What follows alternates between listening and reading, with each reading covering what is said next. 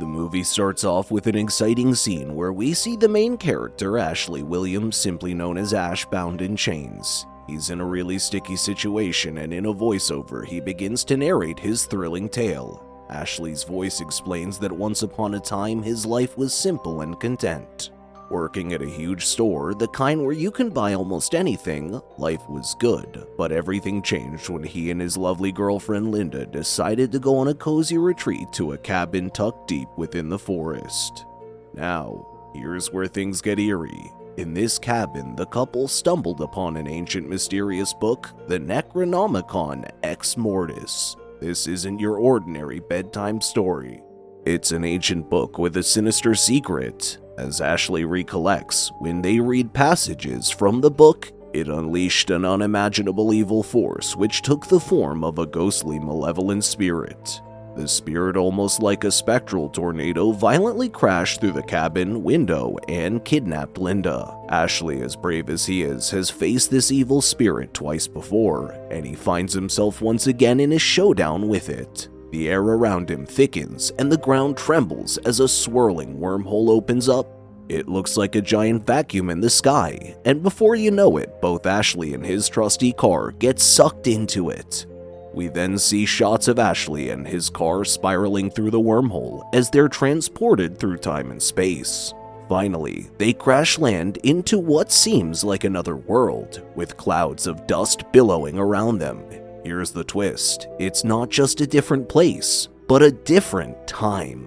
The evil book's powers have sent Ashley tumbling through a portal to medieval England in the 13th century. As the dust settles, we find ourselves immersed in an adventure with Ashley as he navigates this strange new land, filled with knights, castles, and dark sorcery, as the movie cuts back to the beginning scene.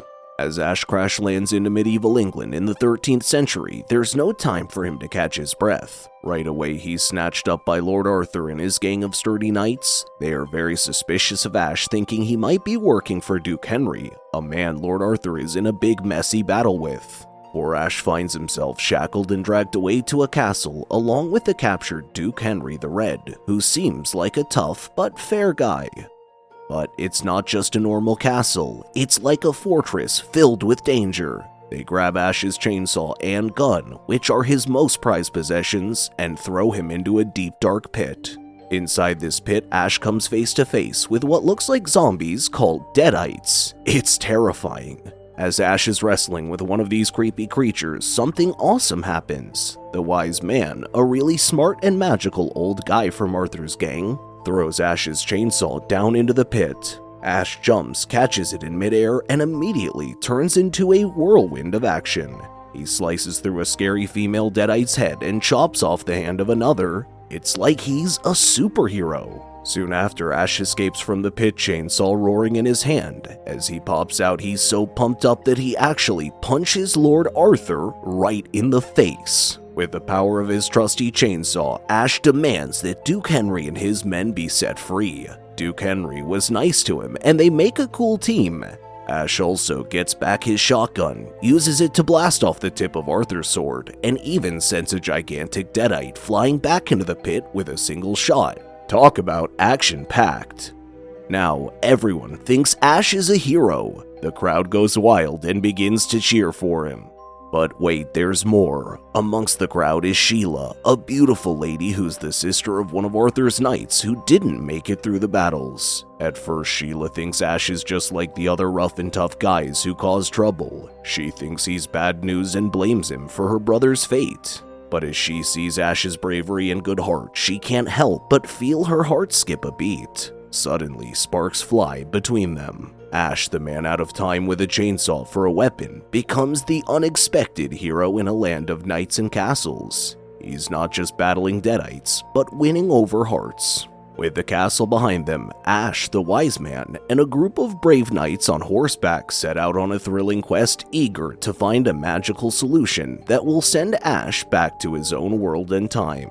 As they travel, the wise man shares some super important information with Ash. He tells him that they need to find the mystical book called the Necronomicon. But there's a catch. Ash must say 3 magical words: Klaatu, Varada, Nikto, before he touches the book. If he doesn't, bad things will happen. It will wake up an entire army of creepy undead soldiers, which, by the way, is what the movie's title, Army of Darkness, is all about. The wise man keeps reminding Ash about these 3 magic words because they're really, really important. But Ash, being a bit overconfident, is like, no problem, I got this, even though he's not paying much attention. Before leaving to find the book, Ash has to say goodbye to Sheila. His heart is heavy because he thinks he will never see her again. He's about to travel through time to his world after all. With a heavy heart but determination in his eyes, Ash begins his adventure to find the Necronomicon, which is hidden in a sinister cemetery nearby. But first he has to go through a haunted forest, which is as scary as it sounds. The trees seem to have a life of their own, and an invisible force chases Ash through the twisting woods. In his frantic escape, Ash finds a windmill and dashes inside for safety. But guess what? The windmill is not safe at all. He crashes into a mirror, and then, in a crazy turn of events, tiny little versions of Ash climb out of the broken mirror pieces. They're like bad mini Ashes, and they start to tease and annoy him. And then the wildest thing happens. One of these tiny Ashes jumps right into Ash's mouth and somehow uses his body to grow into a full-sized copy of Ash. It's like there are 2 Ashes now. This other Ash is a dark and twisted version, and they fight. After a wild and intense battle, Ash manages to defeat and bury this evil twin. Now, with one obstacle down, Ash is more determined than ever. He knows he must remember those 3 magic words, find the Necronomicon, avoid waking up the Army of Darkness, and return back to his time in life. The adventure is heating up, and Ash is right in the middle of it. Ash finally reaches the place where the Necronomicon is said to be hidden, but wait, there's a twist. Instead of finding just 1 book, he finds 3. Now he has to figure out which one is the real deal and not get tricked by the cursed one. After a few unexpected and spooky surprises with the cursed books, Ash finally figures out which one is the genuine Necronomicon. Now all he needs to do is remember that magic phrase, Klaatu Varada Nikto, and he can take the book without any trouble. Easy peasy, right? Oh no, Ash's memory fails him at the worst moment. He can't remember the last word of the magic phrase. In a moment of panic, he tries to pull a fast one on the magical book by mumbling something that sounds sort of like the last word. He then quickly grabs the book and runs for it. But here's where things go from bad to absolutely crazy. Because Ash didn't say the magic words just right, the ancient curse is triggered. The ground shakes and graves crack open. Skeletons and ghostly figures rise up from the ground, their bony fingers clawing at the night air. This is the dreaded army of the dead. As Ash races back to the castle on his horse, something even more sinister happens. Remember that evil twin version of Ash that he buried earlier? Well, he's back and he's not happy. This evil Ash rises from his grave, looking dark and menacing. But that's not all. The Deadites, seeing evil Ash as one of their own, rally around him. He becomes their leader, uniting them into the Army of Darkness, and they are all set on destruction and chaos.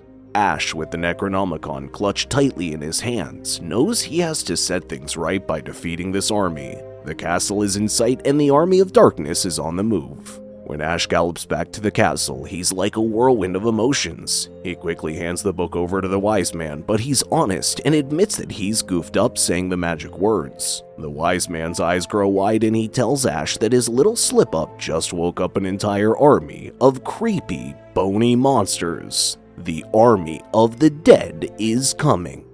You would think Ash would want to help fix the mess, but no. He says, I don't care, I just want to go back to my own time. Ash is kinda having a meltdown, and this makes everyone super sad and disappointed. They thought he was a hero, but now he just seems selfish. Sheila, who'd started to really like Ash, feels especially heartbroken. She thought they had something special, and now it feels like Ash is just leaving her and everyone else in a mess.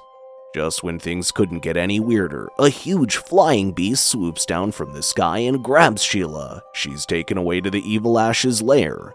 Evil Ash, being all kinds of creepy, tells Sheila that she's now part of his twisted family. He even forces her to kiss him as he turns her into one of the undead, a deadite.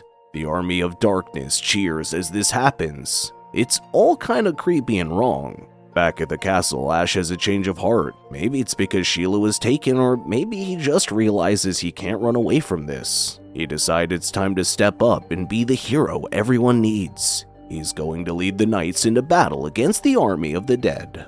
At first, the people think, "Really, dude? Now you want to help?" But they can see Ash is serious this time, so they reluctantly decided to follow him. Then something super cool happens. They find a chemistry book in the trunk of Ash's car. Ash uses this book to turn the knights into medieval scientists. There's an amazing montage of everyone preparing for the battle. They're mixing potions and making gunpowder. It's like a mix of the Dark Ages and a high school chemistry class. With swords, shields, and now some modern firepower, Ash and the knights gear up to face the army of darkness. The castle walls echo with determination as everyone gets ready for the epic battle that is about to go down. And finally, it's the day of the big battle. Army of the Dead, with their spooky bones, is marching towards the castle. Ash's archers are on the castle walls, arrows knocked, ready to give them a not-so-warm welcome. The battle kicks off with a bang. It's like a storm of swords and shields with arrows flying and bones clattering. The fight gets wild and intense with good guys and bad guys tumbling all over. In the middle of this chaos, the real Ash and Evil Ash spot each other across the battlefield. Their eyes lock, and it's time for the ultimate showdown. They leap at each other and a crazy fight begins. They are bashing and smashing and doing all sorts of wild moves. Ash is fighting like a man possessed, and at one point he even sets Evil Ash on fire. He then hurls him off the castle wall. You would think that's the end of Evil Ash, right? But no, Evil Ash is not going down that easily. He climbs back up, but he's even scarier now because all of his skin and flesh is burned off. He's just a creepy walking skeleton. The fight is back on. They're wrestling, rolling around, and then Evil Ash knocks Ash into the ground. Then Evil Ash grabs the Necronomicon, Book of the Dead, and does a crazy front flip to where Ash just fell. Just when you think all hope is lost, Ash pulls a great move, swinging his sword, and knocks the Necronomicon out of Evil Ash's bony hands. But that's not all. Ash spots a rope holding a catapult with some gunpowder on it. With a swift cut of his sword, he releases the rope, and boom! The catapult launches and Evil Ash is caught in a massive explosion. Skeleton bits flying everywhere. Evil Ash is finally defeated for good. Now the tide of the battle turns. Ash and his friends fight fiercely and finally beat the army of the dead, and Ash saves her, and the castle is secure. Ash, who started as a regular guy just wanting to get home, ends up being the hero saving the day. Triumphant in his war, Ash harnesses the power of the Necronomicon to transport himself back to his original era. In the final scene, we find ourselves back in the present day. The medieval battlegrounds and creepy skeletons are behind us, and we're in a modern store where Ash is back at his old job. It's like he never left, but oh boy, he has a story to tell. Ash is talking to one of his friends at work, telling him about the wild time-traveling adventure he had just had. His coworker listens, eyes wide, not sure whether to believe him or not. Suddenly, out of nowhere, one of these super creepy deadites bursts into the store. Here's the kicker. It seems Ash might have mixed up those magic words again while time-traveling back to the present day, accidentally bringing a deadite with him.